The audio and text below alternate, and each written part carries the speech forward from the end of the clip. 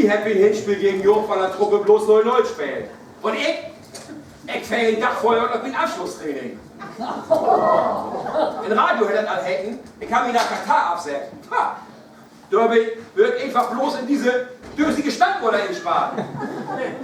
Und just eben wäre für mich Mannschaft das Anschlusstraining.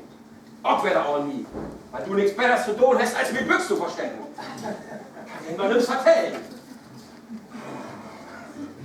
Du, in 2 Stunden ist Anpfiff. Und wenn wir von da gegen Leeveswahn Truppe nicht gewinnt, ja, dann drückt die im Vereinsvorstand einmal auf Old und entfernen und dann wird er für mich als heute über den Trainer. So, weg!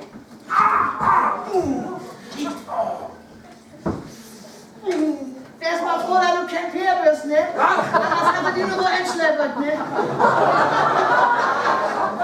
Junge, du liegst so durch, als damals in unserer Showteam beim Football. Wenn ich bloß schon mit dir wäre, ganz perfekt, ganz stimmt, ne? Ja. Und dann stehst du so bummelig, 20 Jahre Leute, achte mich wie ein Bäcker und 6 einfach. Volti! Oh nee! Wie ist das denn? Der Fitzebauer nun sind doch kommen. Schick ihn weg! Anders seht morgen eine Schlagzeile. Matthäus verpasst alles entscheidende Rückspiel im Liebesrausch mit Schulfreunden. Mensch, mögt ihr hätten sehen.